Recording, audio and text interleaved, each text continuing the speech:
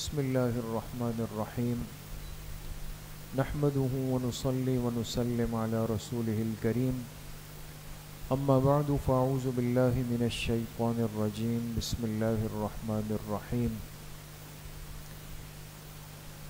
اليوم اکملت لکم دینکم واتممت علیکم نعمتی ورضیت لکم الاسلام دینا وقال رسول اللہ صلی اللہ علیہ وسلم ستكون فتن كوقع المطر خلال بيوتكم صدق الله وصدق رسوله النبي الكريم اللهم صل على سيدنا ومولانا محمد وعلى آل سيدنا ومولانا محمد وبارك وسلم۔ اللہ سبحانہ و تعالیٰ کا بہت بڑا کرم اور احسان ہے کہ دین کی بات سننے کی نسبت سے ہم سب جمع ہیں۔ اللہ پاک آپ سب کی اس حاضری کو، اس بیٹھنے کو، سننے اور سنانے کو اپنی بارگاہ عالیہ میں قبول فرمائے اور ہم سب کے ظاہر اور باطن کی اصلاح کا ذریعہ بنائے۔ آج 7 ستمبر 2024 ہے اور گزشتہ کل 6 ستمبر 2024 کا دن تھا۔ آپ سب ماشاءاللہ اچھے، سمجھدار، صاحب مطالعہ، باذوق، باخبر، زندہ دل، بیدار مغز اور مختلف صفات کے حامل طلبہ ہیں۔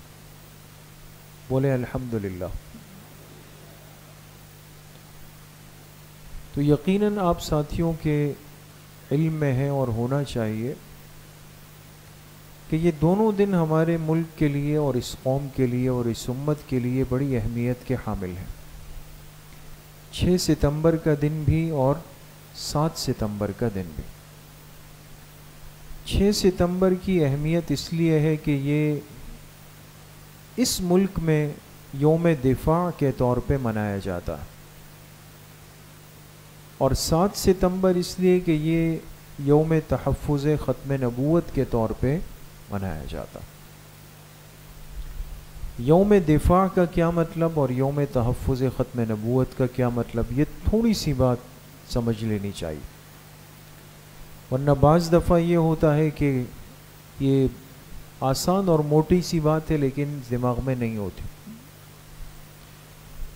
آپ کو معلوم ہے کہ پاکستان معرض وجود میں آیا اور آزاد ہوا تو تاریخ 14 اگست 1947 کی تھی۔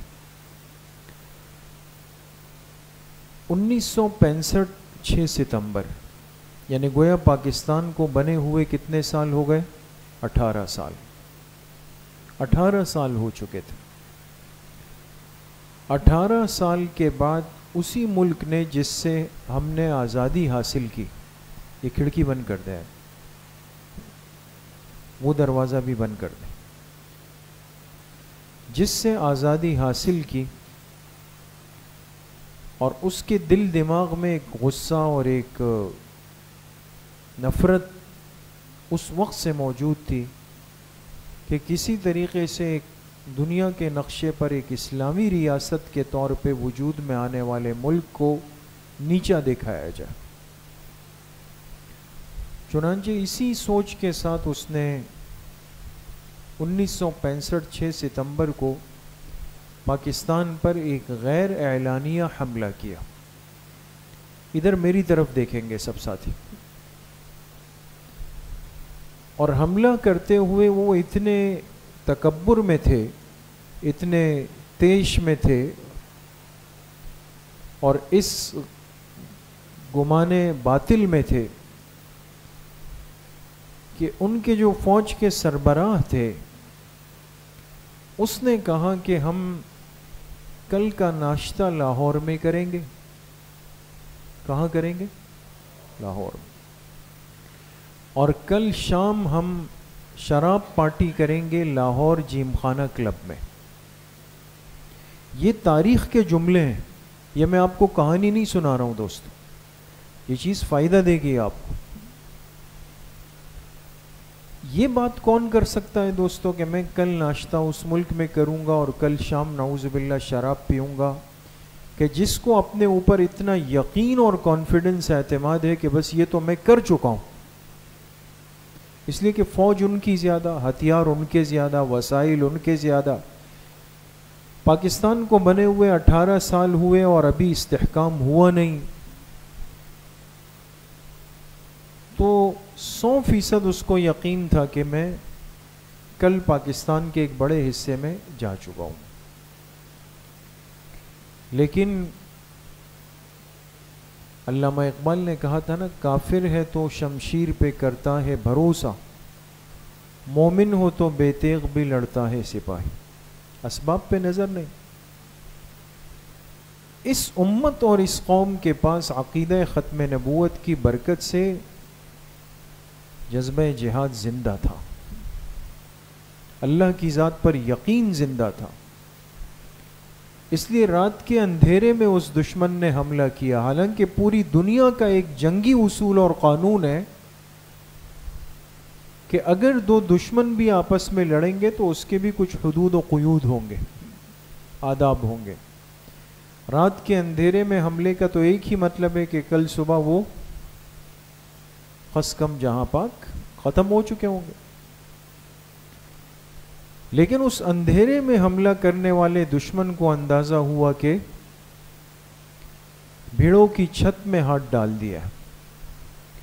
اور الحمدللہ اس ملک کی فوج نے جو ایک ایمانی جذبے سے سرشار تھی، اس نے ایسا بھرپور جواب دیا. اور یہ آپ کے ملک کی فوج تھی کہ جس نے اپنے جسموں سے بم باندھ کر، یہ دنیا کی تاریخ میں ایک پہلا موقع تھا کہ زندہ فوجیوں نے اپنے جسموں سے بم باندھ کر جا کر انڈیا کے ٹینکوں کے نیچے رات کے اندھیرے میں لیٹ گئے. یہ ہم تو آج یہ لفظ سنتے ہیں نا، خودکش دھماکہ اور خودکش بمباری، ہے نا. یہ اس ملک کے لیے نئی چیز نہیں. اس ملک کی فوج 1965 میں یہ قربانی دے چکی. تو اگلی صبح جن کو لاہور میں ناشتہ کرنا تھا، صورتحال یہ ہوئی کہ جب اگلی دن کا سورج نکلا تو پاکستان کی فوج ہندوستان کے بہت بڑے حصے کے اندر داخل ہو چکی. یعنی وہ حصہ پاکستان کی فوج کے قبضے میں آ چکا تھا. اور جنہوں نے کہا کہ ہم شام کو جیم خانہ کلب لاہور میں شراب پئیں گے، اسی فوجی جرنیل نے اور آرمی چیف نے جا کر اقوام متحدہ UN کے اندر جا کے فریاد کی کہ خدا کے لیے ہمیں پاکستان سے بچائیں، ہماری دم پھنس گئی. یہ ایک تاریخی دن ہے دوستو. کون سا؟ 6 ستمبر 1965 کو. اس لیے اس کو کیا کہتے ہیں؟ یوم دفاع. اب یاد رہے گا دوست. اب آئیں 7 ستمبر پہ. فتنہ قادیانیت سے آپ یقیناً آگاہ ہوں گے. اب اتنا وقت نہیں کہ ہم اس تاریخ میں جائیں کہ کس نے اس فتنے کو اٹھایا، کیسے اٹھا، کیسے چلا. گزشتہ کل جمعے کے بیان میں ہم نے اس پہ تھوڑی سی بات بھی کی ہے. میں اشارتاً 2-3 باتیں آپ سے عرض کر کے آخری ایک بات کروں گا. اس ملک کے اندر ختم نبوت کے عنوان سے 3 دفعہ تحریکیں چلی. کتنی دفعہ؟ 3 دفعہ. سب سے پہلے چلی جب اس ملک کو بنے ہوئے صرف 6 سال ہوئے تھے، یعنی 1953 میں. سمجھ گئے؟ اس لیے آپ کو بعض جگہ کتابوں میں ملے گا تحریک ختم نبوت 1953. تو سمجھ جائیے سب سے پہلی تحریک کا تذکرہ ہے.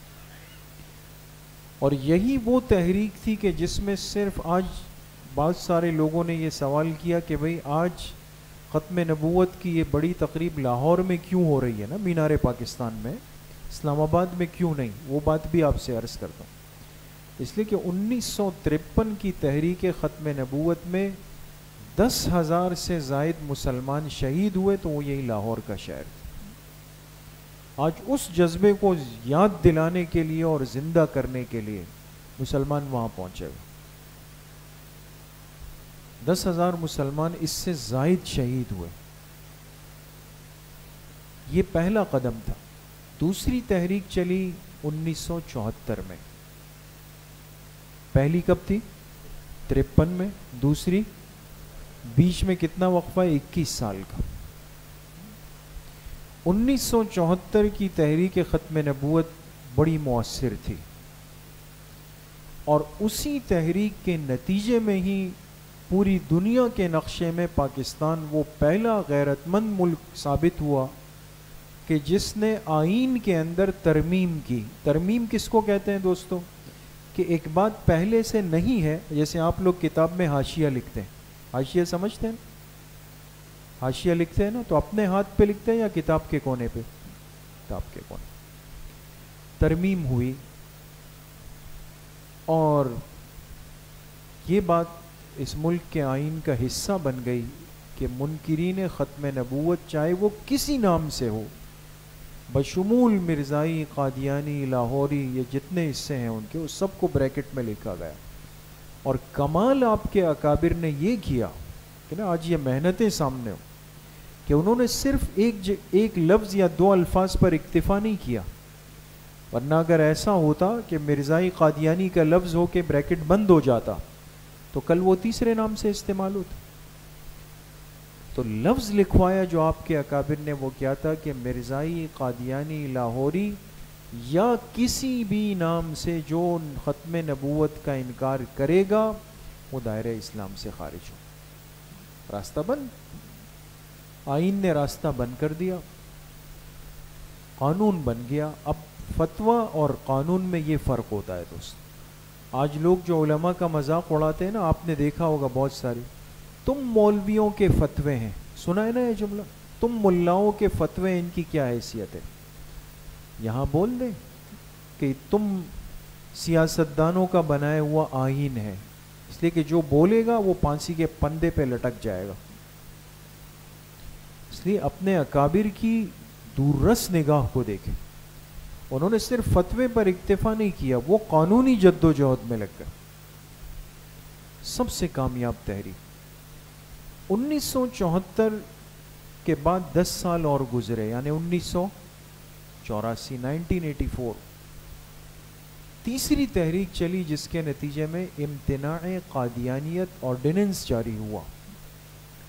اس میں کیا ہوا دوستوں، یہ بھی سمجھ لیں۔ اس میں یہ بات طے ہوئی کہ وہ تمام اصطلاحات، تعبیرات اور شعائر جو دین اسلام کے ساتھ خاص ہیں، مثلاً آپ جہاں بیٹھے ہیں اس کو کیا کہتے ہیں؟ مسجد کہتے ہیں۔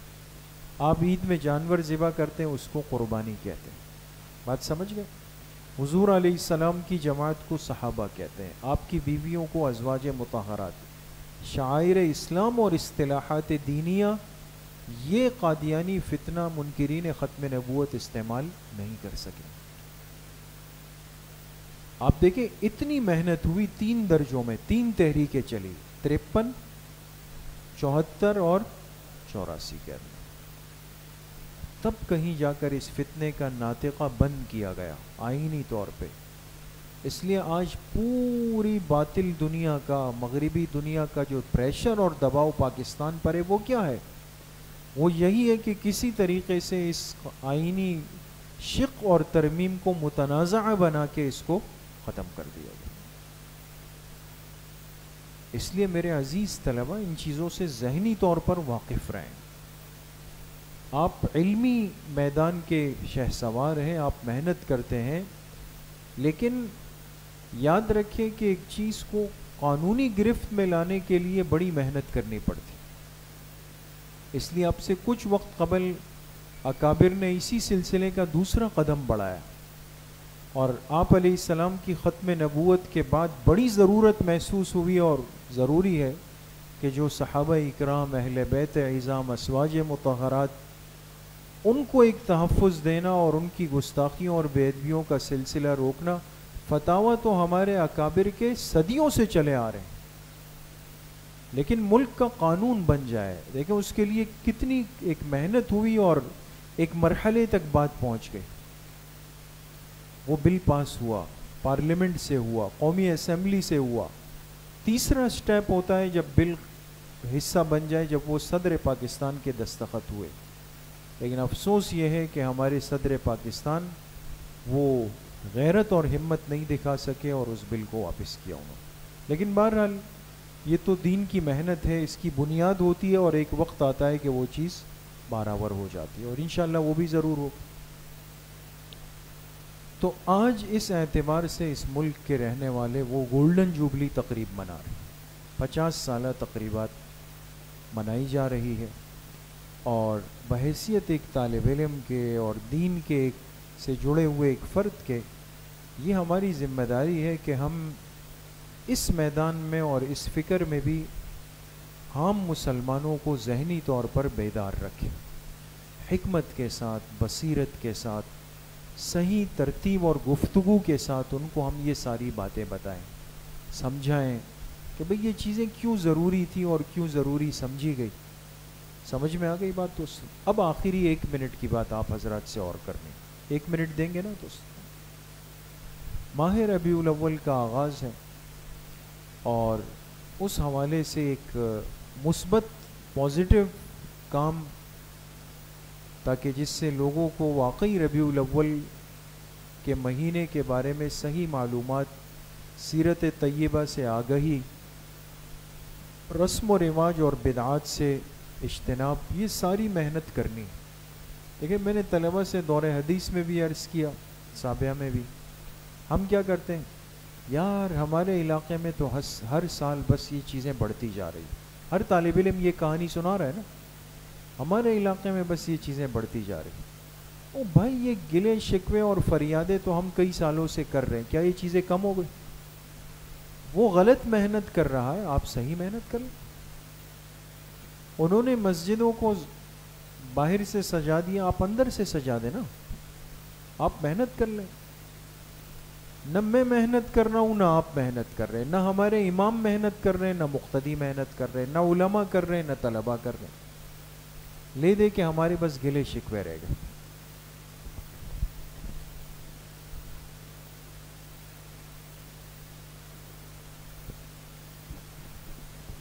اسی نسبت سے انشاءاللہ ہر سال ہمارے ہاں ربیع الاول کی مجالس ہوتی، تاکہ لوگوں کو ذہنی تربیت دی جائے۔ کل پہلی مجلس ہوگی، کل اتوار کا دن ہے، سب کی چھٹی ہے نا، یعنی شام کے وقت کی۔ آپ ساتھی کہتے ہیں نا ہمارا آفس ہے، جاب ہے، فلاں ہے فلاں ہے، کل تو نہیں ہے نا، کل مغرب کے بعد، ایک آئندہ اتوار کو مغرب کے بعد، ٹھیک ہے، 2 مجلسیں۔ کس وقت؟ مغرب کے بعد۔ مستورات کے لیے بنات میں ترتیب ہے، جو طلبہ قریب رہتے ہیں گھر کی مستورات کو بھی تیار کریں، ان کو بھی ساتھ لے کے آئیں، خود آپ حضرات یہیں رہیں گے۔ 100% طلبہ اس کی محنت کریں، اس کی بات چلائیں، خود بھی آئیں، ساتھیوں اور دوستوں کو بھی لائیں گے انشاءاللہ، ٹھیک ہے۔ دوسری بات یہ کہ کوئز پروگرام کا اعلان ہوا تھا، جو پچھلے سال بھی ہوا تھا، کسی نے اس میں شرکت کی؟ ہاتھ اٹھائے۔ چلے، اس سال 100% طلبہ کے ہاتھ اٹھنے چاہیے۔ کوئز کس پروگرام کس کو کہتے ہیں؟ ذہنی آزمائش۔ بات سمجھ گئے؟ کون سی آزمائش؟ ذہنی آزمائش کو کہا۔ جیسے مثال کے طور پہ میں ابھی سوال پوچھتا ہوں، وہ فیاض شاہ کھڑا ہو جائے، جلدی، ٹائم نہیں۔ حضور علیہ السلام کی تیسرے نمبر کی صاحبزادی کا نام بتائیں، تیسرے نمبر کی صاحبزادی کا نام بتائیں۔ حضرت کیا فرما رہے؟ تیسری صاحبزادی کا نام بتائیں۔ آپ کھڑے ہو جائیں، جلدی جلدی، ٹائم کم ہے۔ تیسری صاحبزادی کا نام؟ حضرت غلط بتا رہے ہیں، آپ کے پیچھے والے۔ حضور کی تیسری صاحبزادی کا نام، ٹائم نہیں ہے یار، جلدی۔ حضرت کیا فرما رہے؟ یہ حال ہے، اب دیکھیں، آپ بتائیں کھڑے ہو کے، تیسری صاحبزادی، آپ بتائیں تیسری صاحبزادی، جلدی۔ حضرت ام کلثوم رضی اللہ عنہ۔ 4 طلبہ کے بعد 5ویں طالب علم۔ خیر ابھی تو تیاری نہیں ہے نا آپ لوگوں کی، آئندہ ہفتے کے دن کوئز پروگرام بعد نماز عشاء ہے، ٹھیک ہے۔ باہر بورڈ لگا ہوا ہے، اعلان لگا ہوا ہے، خود بھی تیاری کریں۔ 7 سال کی عمر سے لے کر 16 سال تک کی عمر کے جتنے بچے اور نوجوان ہیں وہ اس میں ایڈمیشن فارم بھریں گے۔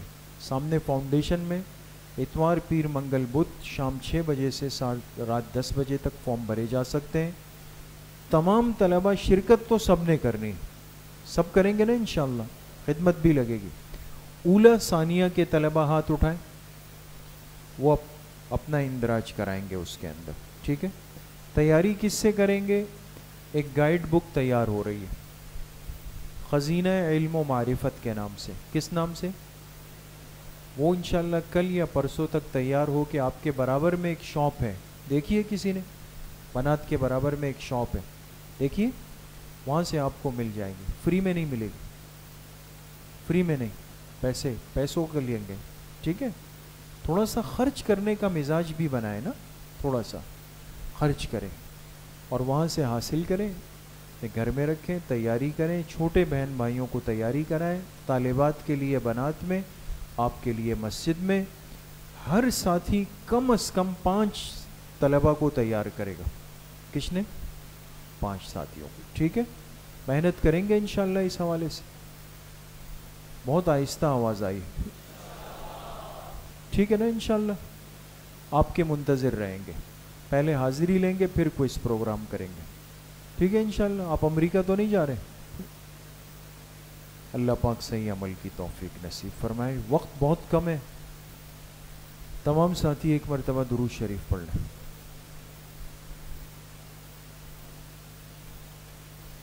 ایک مرتبہ سورہ اخلاص پڑھ لیں. بسم اللہ وحد اللہ الصمد. ایک مرتبہ درود شریف پڑھ لیں. 7 مرتبہ پڑھیں اللہم یا قاضی الحاجات, اللہم یا قاضی الحاجات. 7 مرتبہ پڑھیں اللہم یا ارحم الراحمین, اللہم یا ارحم الراحمین. ایک مرتبہ درود شریف پڑھ لیں. اللہم صلی علی. 3 مرتبہ پڑھیں حسبنا اللہ و نعم الوکیل, حسبنا اللہ و نعم الوکیل. ایک مرتبہ درود شریف پڑھ لیں. اللہم صلی علی. 3 مرتبہ پڑھیں الا بذکر اللہ تطمئن القلوب, الا بذکر اللہ تطمئن القلوب. ایک مرتبہ درود شریف پڑھ لیں. اللہم صلی علی.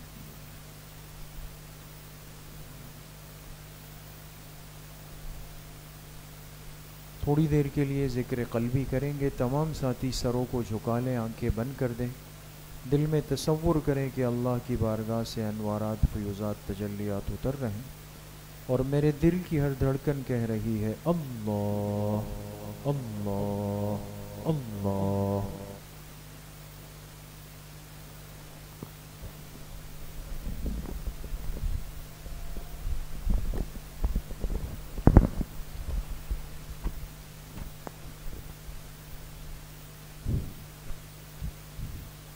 جب رویوں میں بدلاؤ آنے لگا, جب رویوں میں بدلاؤ آنے لگا, لمحہ لمحہ ہمیں خور لانے لگا.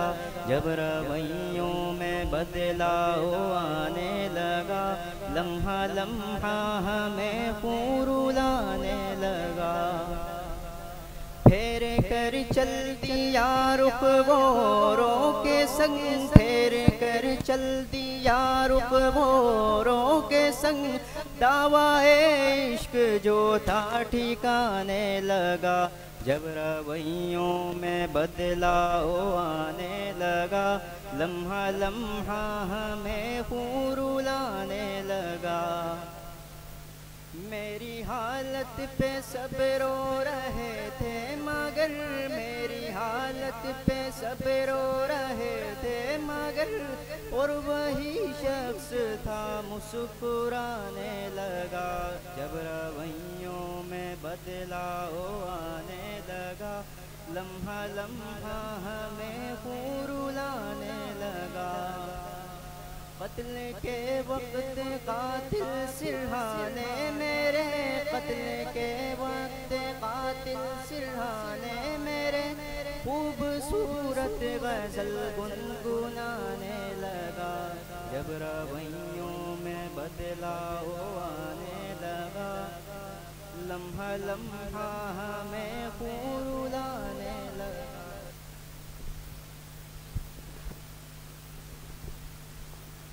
अल्हम्दुलिल्लाहि रब्बिल आलमीन वस्सलातु वस्सलामु अला सय्यिदिल अंबिया'i वल मुरसलीन सय्यिदिना व मौलाना मुहम्मद व आलिहि व सहबिहि अजमाइन। जितने बीमार हैं दुआ फरमाए अल्लाह सबको शिफाए कामिल आजिल नसीब फरमाए। तमाम मरहूमीन की अल्लाह पाक मग़फ़िरत फरमाए। हमारे पड़ोसी और ख़ास साथी मस्जिद के भाई शकील साहब का अचानक आज इंतकाल हुआ है। दुआ फरमाए अल्लाह पाक शकील भाई की कामिल व मुकम्मल मग़फ़िरत फरमाए, अल्लाह उनके दरजात बुलंद फरमाए। हमारे हज़रत मुफ्ती साहब रहमतुल्लाह अलैह की क़ब्र को अल्लाह जन्नत का बाग़ीचा फरमाए। आज के उस इज्तिमा को अल्लाह